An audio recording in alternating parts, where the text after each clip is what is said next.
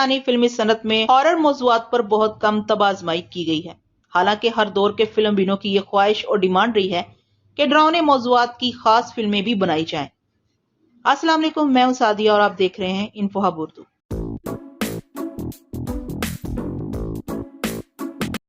Film makers کی اکثریت کیا بلکہ 99% سے بھی زیادہ فلم میکرز نے کبھی ڈراؤنی فلم بنانے کا تصور تک نہیں کیا۔ پڑوسی ملک میں ہارر فلموں کی تخلیق میں تسلسل سے کام ہو رہا ہے۔ 70 کی دہائی میں ایک بہت نمایاں کاسٹ کے ساتھ وہاں جانی دشمن نامی دلچسپ میوزیکل ہارر فلم بنائی گئی، جس میں بہترین سوشل رومانٹک کہانی میں خوف و دہشت سے بھرپور ٹریک بڑی عمدگی کے ساتھ فلم کا حصہ بنایا گیا۔ یہی نہیں، بھارت میں گزشتہ 3-4 دہائیوں میں تسلسل کے ساتھ ہارر موضوعات پر کام کیا جاتا رہا ہے۔ پاکستان میں ہارر سبجیکٹس پر گزشتہ 70 برسوں میں بمشکل تمام 10 سے 12 فلمیں بنائی گئی ہیں۔ ان میں مکمل ہارر 4 یا 5 ہی ہوں گی۔ پاکستان میں سب سے پہلے ہدایت کار ظہور نے ایک فکشن ہارر سبجیکٹ 1964 میں دیوانہ کے ٹائٹل پر بنا کر پیش کیا۔ کم وسائل کے باوجود یہ ایک نہایت دلچسپ، مضبوط اور معیاری فلم ثابت ہوئی، جسے ظہور راجہ نے بڑی محنت سے شوٹ کیا۔ یہ ایک پروفیسر کی کہانی تھی جو ایک شیشے کے باکس مشین کی مدد سے خود کو غیر مرئی وجود میں تبدیل کر کے ہر اس حسین لڑکی کو قتل کر دیتا ہے جس کے رخسار پر تل ہو۔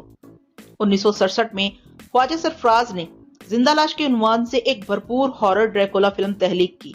اسکرپٹ، ڈائریکشن، کردار نگاری اور فوٹوگرافی کے ضمن میں یہ فلم بہت آؤٹ سٹینڈنگ ہارر کی حامل تھی۔ ریحان نے پروفیسر تابانی المعروف زندہ لاش کے رول کو کمال فن کے ساتھ نبھا کر امر کر دیا تھا۔ بلا شبہ ڈائریکٹر خواجہ سرفراز نے فلم کے ایک ایک فریم کو کسی ہالی ووڈ ہارر فلم کے انداز میں کیمرے میں محفوظ کیا۔ ہارر فلم میں سب سے اہم کہانی کیمرہ بیان کرتا ہے، اور زندہ لاش کا کیمرہ 3 عدد مشاق فوٹوگرافرز کی دسترس میں زندہ لاش کے ایک ایک منظر چابک دستی اور مہارت سے بیان کرنے میں پوری طرح کامیاب رہا، کیونکہ اس کی پشت پر نبی احمد، رضا میر اور ارشاد احمد جیسے نام موجود تھے۔ انڈور مناظر میں لائٹنگ کا معیار بھی شاندار تھا۔ پاکستانی ہارر فلمز میں زندہ لاش کی حیثیت اور اہمیت ایک لینڈ مارک کی سی ہے۔ 1970 میں ایسے عزیز نے ڈاکٹر شیطان کے لیے ہارر کہانی کا انتخاب کیا، لیکن یہ فلم کمزور ٹریٹمنٹ کے سبب عوام کو قطعاً اپنی جانب متوجہ نہ کر سکی۔ پھر ایک طویل وقفے کے بعد 1994 میں سید رضوی نے سرکٹا انسان کے ٹائٹل پر ایک ہارر فلم تخلیق کی، جس کا مرکزی خیال مکمل طور پر ہارر ہونے کے باوجود میوزک، نغمات، رومانس یعنی تمام تفریحی اجزاء خوبصورتی اور مہارت سے فلم میں سمو دیے گئے تھے۔ یہی وجہ تھی کہ فلم کو ہر خاص و عام نے توجہ اور دلچسپی سے دیکھا، اور اس فلم نے باکس آفس پر پاکستانی تاریخ کی سب سے زیادہ کامیاب ہارر فلم کا اعزاز حاصل کیا۔ 2007 میں ٹی وی انڈسٹری سے تعلق رکھنے والی ایک ٹیم نے ذبح خانہ کے عنوان سے ایک مکمل ہارر مووی تیار کی۔ اس فلم میں بے در پہ ہارر مناظر کی بھرمار تھی۔ ذبح خانہ ایک بھرپور ہارر فلم تھی، لیکن اس کا کیمرہ ورک اور میکنگ بڑی حد تک ٹیلی فلم کے انداز کی حامل تھی۔ اس فلم کو عمران خان نے ڈائریکٹ کیا تھا۔ 2013 میں احمد جعفری نے سیاہ کے ٹائٹل سے ایک سائیکو ہارر فلم تخلیق کی۔ دلچسپی اور میکنگ کے اعتبار سے یہ ایک معقول فلم تھی، لیکن اس کا مزاج بھی ٹیلی فلموں جیسا ہی تھا۔ حریم فاروق نے ایک ایسی نفسیاتی لڑکی کا رول پلے کیا تھا جو خوفناک تصورات کو اپنے ذہن میں پالتی ہے اور پھر اپنے ارد گرد عملاً ان کی تمثیل بھی دیکھتی اور محسوس کرتی، حالانکہ حقیقتاً ان باتوں کا کوئی وجود نہیں ہوتا۔ سیاہ باکس آفس پر اچھے نتائج حاصل نہ کر سکی۔ 2016 میں ہدایت کار خالد حسن خان نے سائیکو ہارر فلم ہوٹل کے ٹائٹل پر تخلیق کی۔ باوجود اس کے کہ فلم میں مرکزی ہیروئن میرا تھی، لیکن اس فلم کو بھی باکس آفس پر بدترین ناکامی کا منہ دیکھنا پڑا۔ 2016 میں ہدایت کار عمران مبین نے عکس بند کے عنوان سے ایک فل ہارر فلم بنائی، لیکن عوام نے اسے بھی مسترد کر دیا۔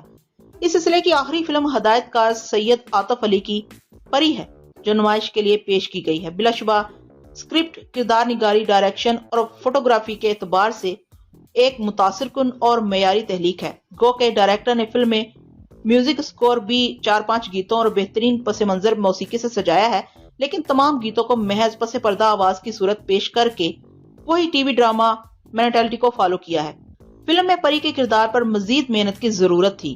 کبھی خان سلیم مراج نے بہترین کردار نگاری پیش کی ہے، फिल्म का पहला हाफ कुछ स्लो था, लेकिन दूसरा हाफ बेहद दिलचस्प, मजबूत और फास्ट था।